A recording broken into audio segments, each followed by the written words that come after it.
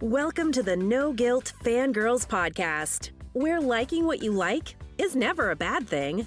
Here's your host and head fangirl in charge, Patty Holiday. Hey y'all, welcome to the No Guilt Fangirls Podcast. I'm your host and head fangirl in charge, Patty Holiday.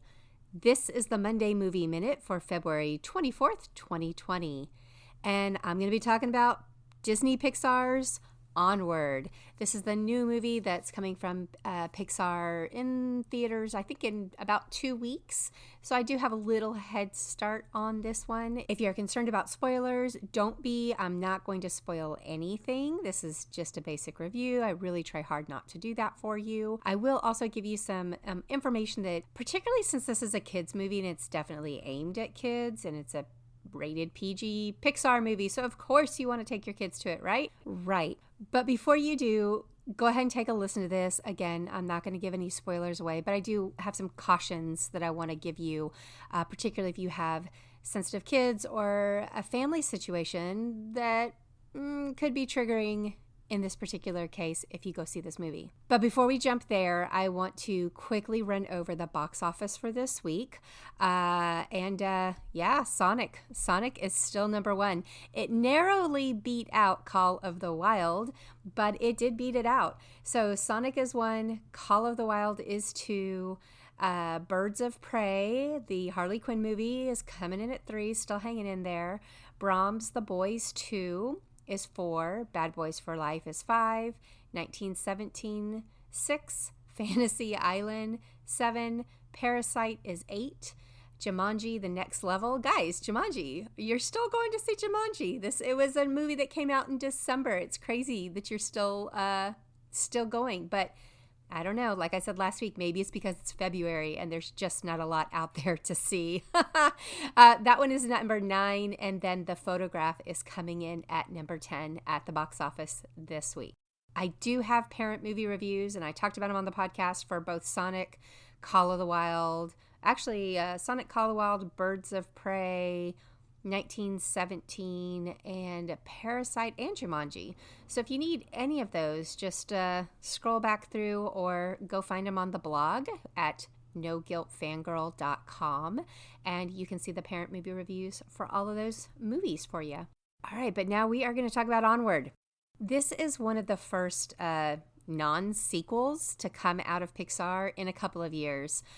Before Onward, 4 of the last 5 Pixar movies, 4 of the last 5 guys, have been sequels. And the single standalone movie was Coco. I think that was about 2 years ago now, which I think was the best out of this whole group. I had high hopes that Onward was going to be unique and clever and different and pull on all those heartstrings just like Coco did, and I was really excited about it. Well, Onward is not on the Coco level, but it still had its moments, and the creativity of the folks at Pixar is alive and, well, magical in this movie. Now, it is set in a suburban fantasy world.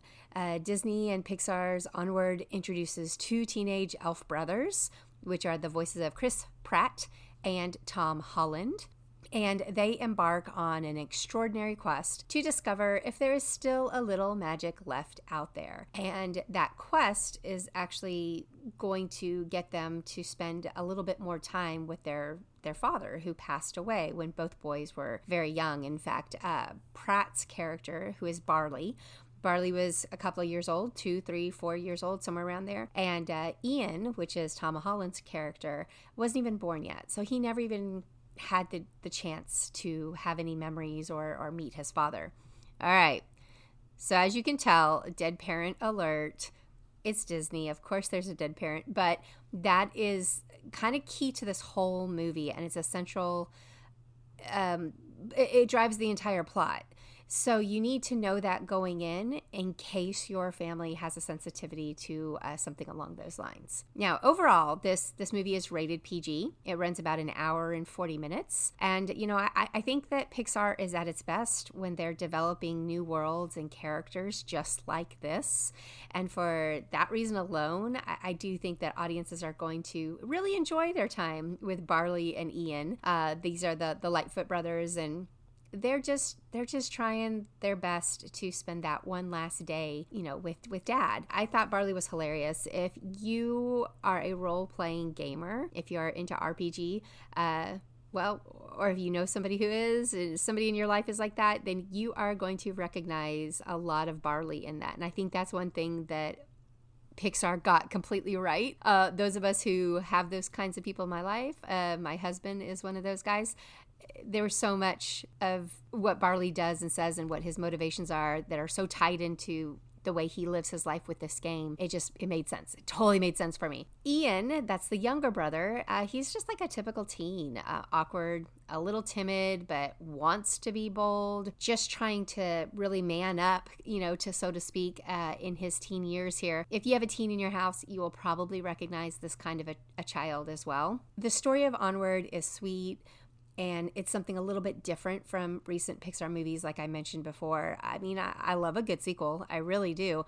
But I'm not on board with all the sequels all the times or all the reboots all the times. I do like them. And for the most part, I've enjoyed those days in the theater. However, I really love creativity. And I love when Disney and Pixar just think outside of the box because they're so good at it. They are so good at it. And so that's what we get here. Now, my complaint is when it comes to Pixar, I want and I expect to be blown away. And I wasn't. Yeah. This movie is good. I like it a lot. So I honestly can't point to anything and tell you what I didn't like about it, because there wasn't anything I didn't like.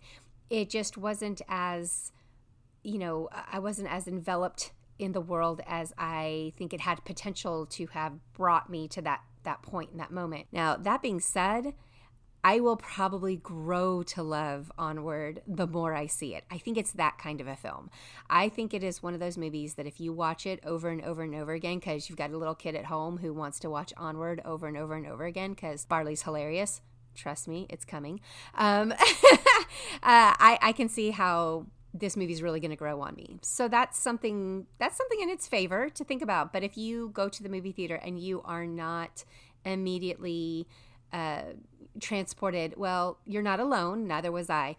If you are, I'm excited for you, and that's awesome, and that's amazing. That's the goal, and that's what I would love to be able to say. I just can't quite say it about this movie. Bottom line, it's not the best Pixar has done, but it's absolutely not the worst by any means.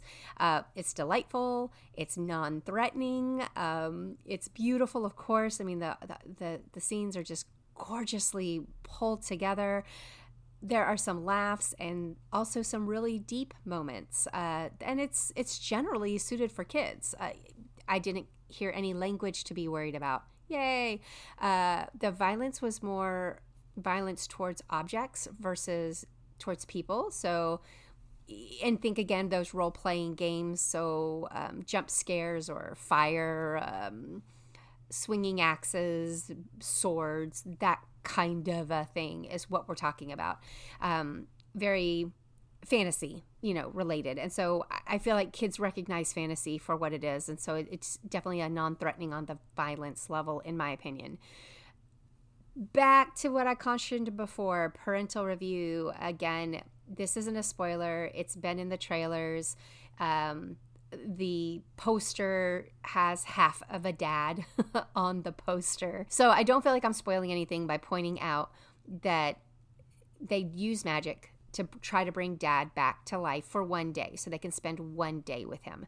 It doesn't quite work. And that's how the quest is kicked off and goes on, where they are trying to complete the spell so that they can spend some time with dad. And they each have their reasons why they want to do this. And that's all I'll say as far as that's concerned.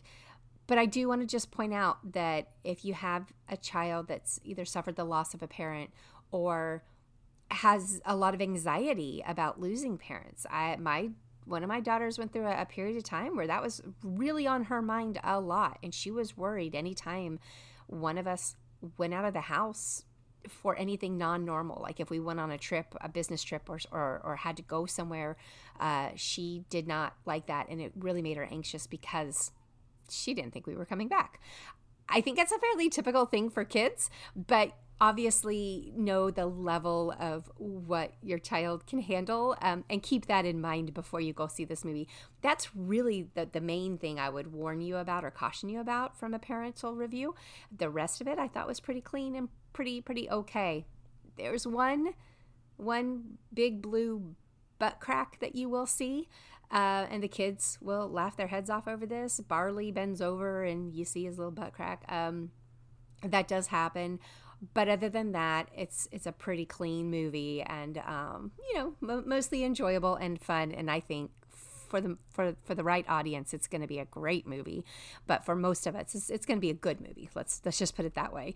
But we'll leave you with this, y'all. Bring the tissues. Bring the tissues. But you're not new here, right? Right. You know what Pixar's all about. All right. Well, that is the Monday Movie Minute for this week. Thanks for fangirling with us, and come back and fangirl with us again real soon.